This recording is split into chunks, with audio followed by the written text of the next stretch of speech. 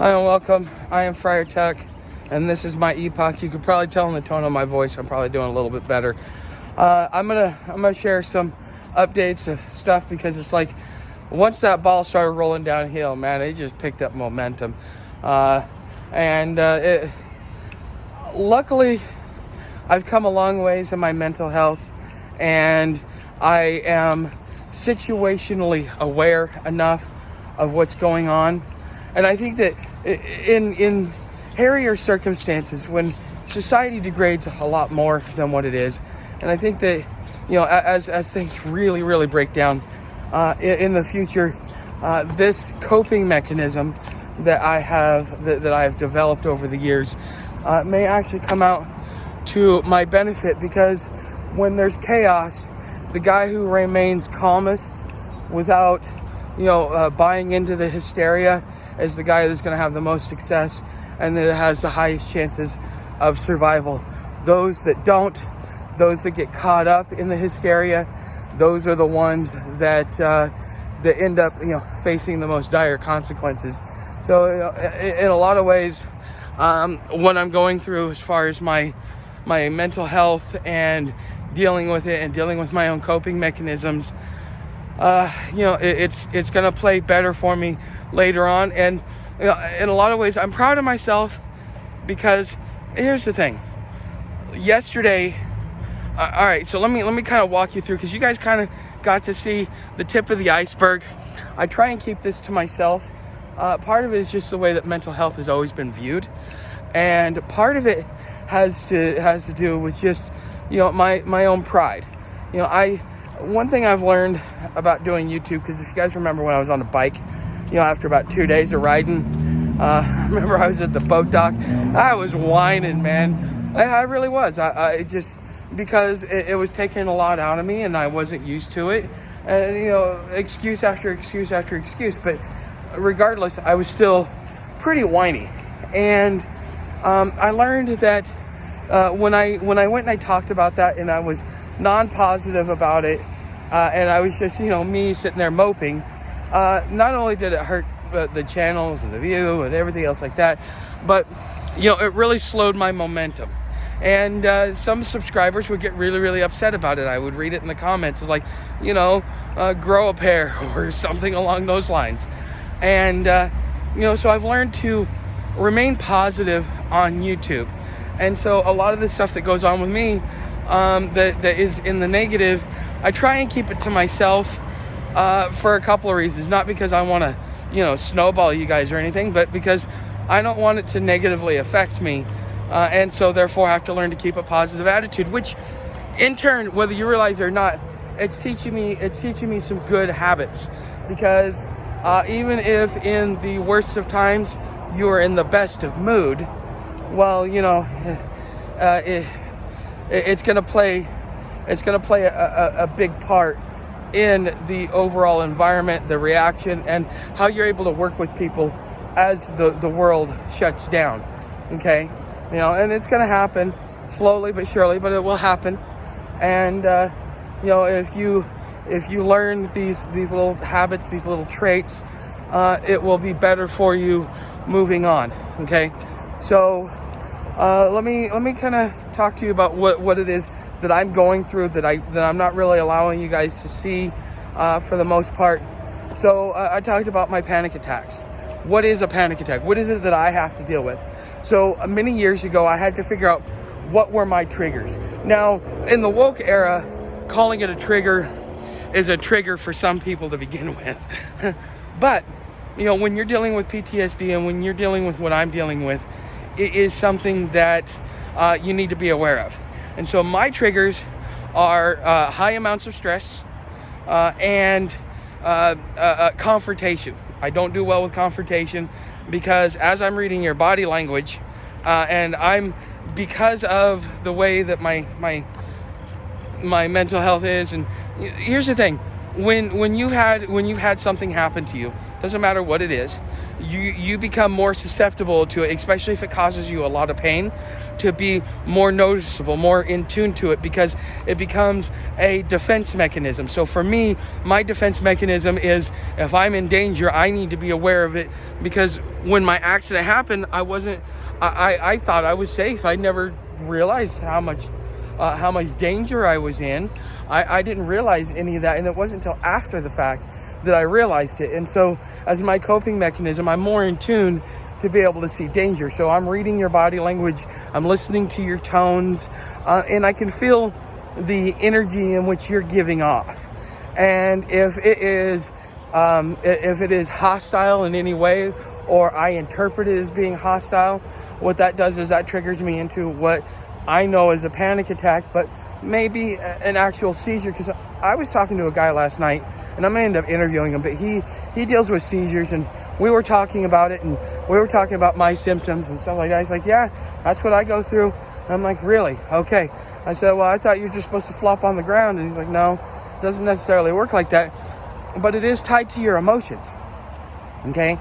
And so, when I get put in that situation, what happens for me, at least what I have come to understand, is that essentially I get an adrenaline rush, and from that adrenaline rush, my body starts shaking, and I start flopping and stuff like that. You'll start seeing my legs shake and my arms and my hands shake and stuff like that. It's not out of fear. It's because I have so much adrenaline running through me that at that point in time, and this is what I've learned over the years on coping mechanisms and how to be able to keep myself in a decent status, so that I don't get myself locked up and get myself in trouble, is, when you start noticing those things, you start getting in front of them. Now, in the early days, no, I couldn't get in front of them. That's why I was hospitalized so many times, until I finally got to the point where I'm like, okay, I get it. I need to be in front of this. Okay. And then, but the thing is when I come down, that is the worst part of it. You think, oh yeah, going through that panic attack, it's bad. No, the worst part of it is when I come down, because so last night, I was fully exhausted, and but yet I'm still alert. I'm still on edge. Okay, I deal with depression, even though I have no real inclinations of harming myself. The depression and the extreme emotions, and with your brain chemistry being out of whack, it's my reaction. There's no way. It's not that I want to do anything. It's not that I want to do any harm. What it is it's just it's the end result. It's the consequences. Okay, it's the final result. And so then I dealt with that last night. I'm still dealing with remnants of it. I also got to the point where it's like, I don't care anymore. I'll blow it all up. I don't care. I just don't care. And that I don't care attitude is not really good, because that's when you tend to do the most harm. Now, I deal with my own mental health issues, but there are some commonalities between a lot of these mental health issues, and especially being out here on the streets. Because when you're out here on the streets and you're dealing with mental health issues, you are now dealing with stressors that are compound. Because one thing that somebody with mental health needs is they need a place of sanctuary. They need a place to be able to go and reset and kind of like let the world kind of settle, let the dust settle in the world. Okay, and this is something that is pretty common in for everybody. Okay, and but you don't get that out here. Okay, now they're trying to offer places like that. And that's kind of what New Fairhaven was for me last night. It is what it is. But it's just not having that compounds the stress. And then when you're stressed, that throws your brain chemistry off. And then when your brain chemistry is off, then you start doing erratic and irrational things. Especially if you're not aware of it. If it is so overwhelming that you do not have the ability to gain control, but it's not necessarily about control. It's about directing yourself. So many people are worried about control that the desire for control actually creates the compounds the issue even more. Okay, so control is not really what you're looking for. You're looking to direct yourself. Okay, I'm anxious. Okay, time to go take a walk, because now I'm going to burn off that energy. I'm going to burn off that adrenaline. When you walk, your body sends out anti-adrenaline, which kind of calms it down. And so therefore, a couple of miles down the road, okay, I feel better. Now I got to turn around and walk back.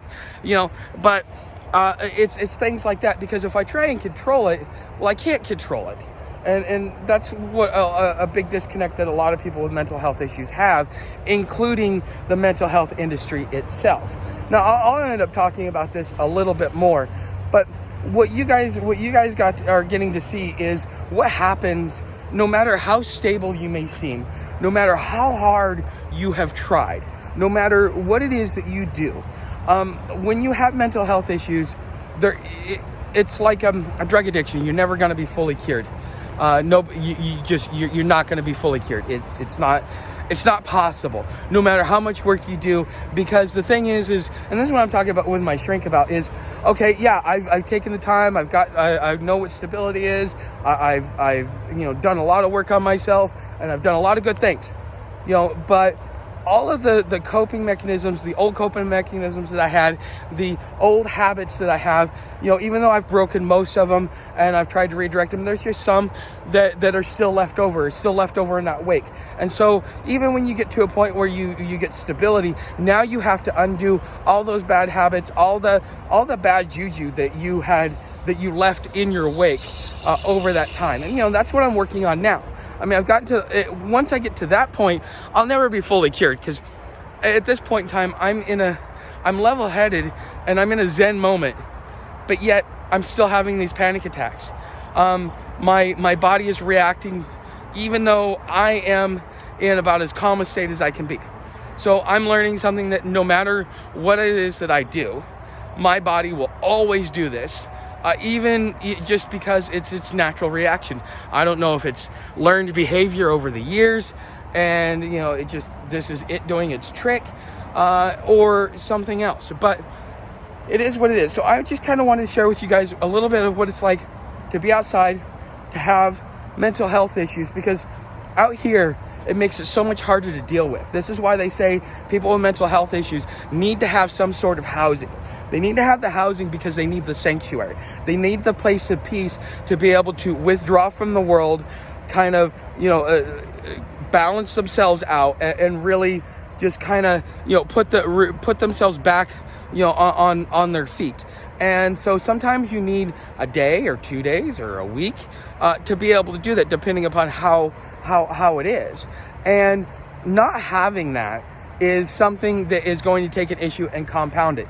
And then if it gets compounded over a long enough period of time, it becomes permanent. And then that's what you see out here, is the fact that the mental health industry has failed its patients, and then the system in itself, because it's a grind, just does even more damage and more damage as time goes along. So these people who could have had a functional life if the mental health industry would have honored its promise to us, we could have withstood a lot of the stressors that come from the system, and you would probably see a lot different result as far as the mental health going, moving forward. But they're too busy medicating you instead of teaching you new habits, teaching you a new way to live.